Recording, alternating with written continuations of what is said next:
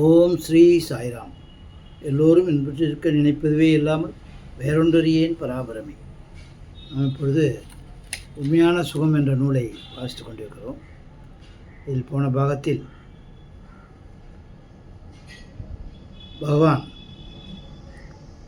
தான் உலகத்தை படைத்தார். நான் ஒருவனே பல உருவங்கள் ஆக வேண்டும் அப்படிங்கிற சங்கல்பம் பண்ணிட்டார். அதனால் மனிதனை படைத்தார். எனக்கு ஒரு மகன் பிறப்பான், அவன் என்னை போலவே இருப்பான் என்று ஒரு கவிஞர் பாடின மாதிரி பகவான் அவரை போலவே இந்த மனிதன் தான் யார் என்ன இந்த எல்லாத்தையும் உணர்ந்து அப்படி சந்தோஷத்தோட உண்மையான சுகத்தை அனுபவித்து கொண்டு இருப்பான் என்று படைத்தார். மனிதனுக்காக இந்த உலகத்தில் உள்ள எல்லா பொருள்களையும் படைத்தார். அவன் அனுபவிப்பதற்காக எல்லாத்தையும் படைத்தார்.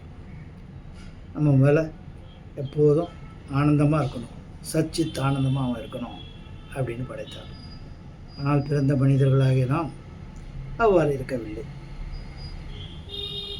இந்த உலக சுகத்திலையும் உலக நாட்டத்திலையும் மற்றதிலையுமே விருப்பமாக சென்று விட்டோமே தவிர நாம் நம்மை பற்றி அறிவதிலோ பகவானை பற்றி அறிந்து கொள்வதில் ஆர்வமோ அவர் மீது பக்தி செலுத்துவதில் ஒரு நோக்கமோ எதுவும் இல்லாமல் அப்படியே வாழ்ந்து கொண்டிருக்கிறார்கள் பல பேர்கள். ஆனால் இதிலே பல பக்தர்கள், ஞானிகள், மகான்கள், நம்ம ஆழ்வார்கள், நாயன்மார்கள்லாம் பிறந்திருக்காங்க. அவங்கெல்லாம் அதேமாரிலாம் இருந்திருக்காங்க. பகவானே நேராக வந்து அவங்களுக்கு காட்சி கொடுத்துருக்கார். என்னென்னமோ திருவிளையாடல்னு பார்க்குறோமே, அவ்வளோ திருவிளையாடல்கள் நடத்தியிருக்கிறார். இப்பொழுது நடந்தும் கொண்டிருக்கிறது. இதற்கு தெரிவதில்லை. இப்பொழுதும் நடந்து கொண்டிருக்கிறது. பகவான் பக்தரை கைவிடுவதே இல்லை. அவர் பக்தன் அவரை எப்போதும் நினைத்து கொண்டிருந்தால் அவரோட சேமத்திலாம் அவர் எடுத்துக்கிறார். அவர் சேம நலத்தை காப்பாற்றுவதை அவர் எடுத்துக்கிறார். எதை கொடுக்கணுமோ அதை கொடுக்கிறார், எதை பறிக்கணுமோ அதை பறிக்கிறார். அவரை நோக்கி அவன் முன்னேறி வருவதற்கு என்னென்ன செய்ய வேண்டுமோ எல்லாத்தையும் செய்கிறார். ஆனால் அந்த தூய பக்தி, அனன்ய பக்தி, அவர் ஒருவரிடமே அந்த பக்தியை கொண்டவர்கள் அதை புரிந்திருப்பார்கள். அது இல்லாதவர்களுக்கு பக்தி என்றால் வெறும் கற்பூரம் ஊதுபதி காமிக்கிறது தான் நினச்சிட்டு இருப்பாங்க. அதெல்லாம் உள்ள அர்த்தம் இருக்கிறது. அதே சமயத்தில் அது மட்டும் இல்லை. பக்தி என்றால் அவரை தவிர வேறு எதுவும் இல்லை. அவர் தான் முதல், அப்புறம் இந்த உலகம், அப்புறம்தான் தான் அப்படிங்கிறது நினைக்கிறது தான் உண்மையான பக்தி கிடையாது. ஆனால் முதல்ல நான், அப்புறம் உலகம், அப்புறம் விருப்பப்பட்டால் பகவான் அப்படின்னு நினைக்கிறவங்க தான் ஜாஸ்தி. இதை தான் போன இதில் சொல்லியிருந்தாங்க. மனித பிறவி கிடைக்கதே அருந்து அது எதுக்காக தான் மனுஷனை வந்து பகவான் படைத்தார்.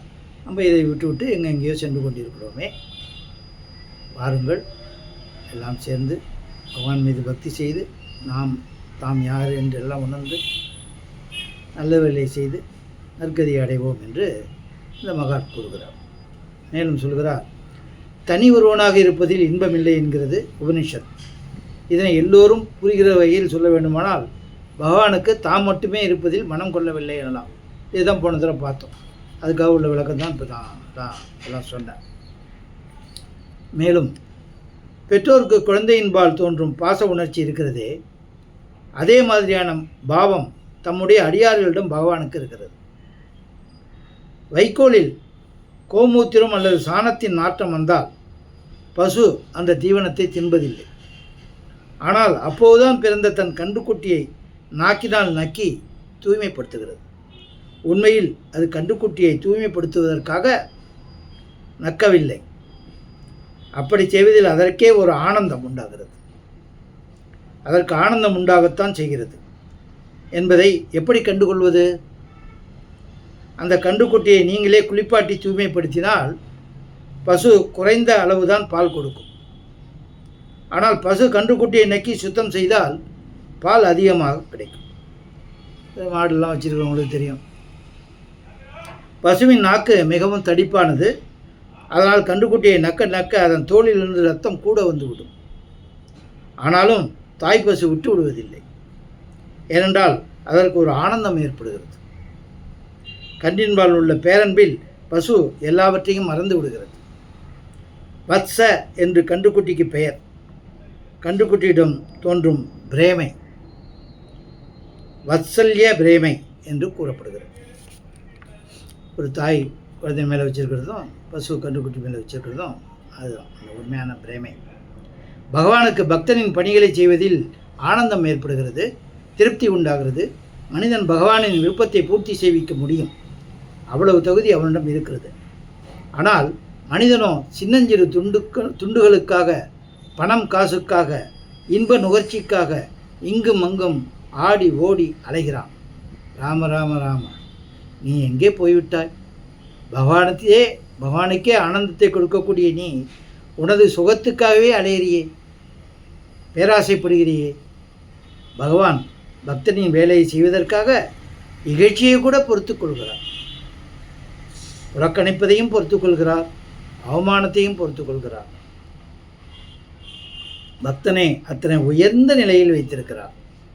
பகவான் சொல்கிறார், நான் பக்த பராதீனன், அவனுக்கு ஆட்பட்டவன் என்று பாகவதத்தில் வருகிறது என்று பெருமையாக சொல்லிக்கொள்கிறார் பகவான். எவரது அசைவினாலேயே எண்ணற்ற பிரம்மாண்டங்கள் தோன்றுகின்றனவோ அப்படிப்பட்ட பரமாத்மா பக்தனுக்கு ஆட்படுகிறார். அவன் ஜாடை காட்டிய அளவிலேயே நடனமாட தயாராகி விடுகிறார். நந்தகோபுரது வீட்டில் 9 லட்சம் கறவை பசுக்கள் இருந்தன. ஆனால் கண்ணே, நீ நடனமாடினால் வெண்ணெய் தருவோம் என்று கோபிகள் சொன்னவுடனேயே அவர் நடனமாடத் தொடங்குகிறார் என்றால் கோபிகளிடம் பகவானுக்கு எத்தனை பிரேமை!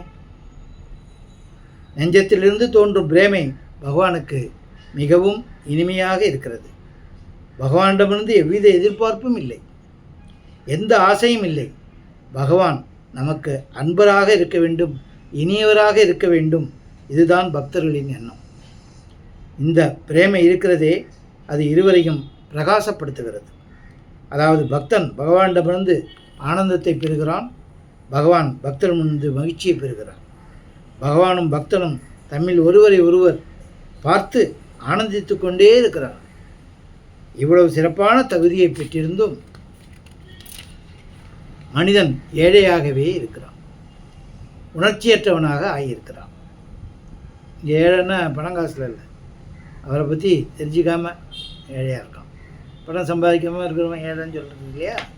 அப்போ இது பகவானோட அந்த அருளை சம்பாதிக்காதவன் ஏழை தானே, உணர்ச்சியற்றவனாக ஆகிவிடுகிறான் என்பதுதான் மிகவும் ஆச்சரியப்படத்தக்க விஷயம். நான் எவ்வளவு உயர்ந்த படியில் உள்ளவன், ஆனால் என்ன செய்து கொண்டிருக்கிறேன் என்ற நினைவு கூட இல்லை.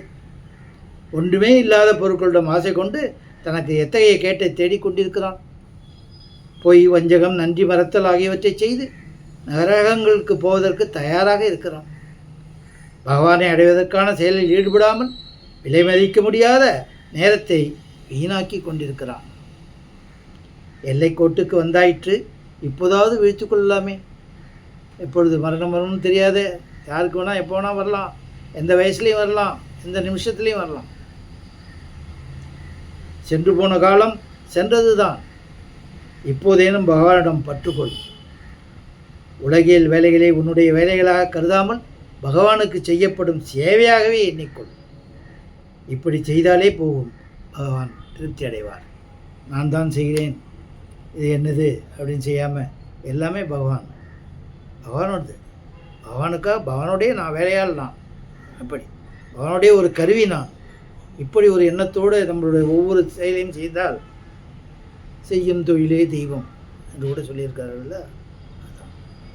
இது எனக்கு என்னது, நான் எனது என்பதை ஒழித்து எல்லாம் உனது என்ற எண்ணத்தை வளர்த்து கொண்டு பகவான் மீது பக்தியை செலுத்தி இந்த கிடைத்திருக்கும் இந்த மனித ஜென்மத்தை தவறவிடாமல் சரியாக செலுத்தி நற்கதி அடைய வேண்டும் எல்லோரும் என்று பகவானை பிரார்த்தித்து கொண்டு இந்த பாகத்தை முடிக்கிறேன்.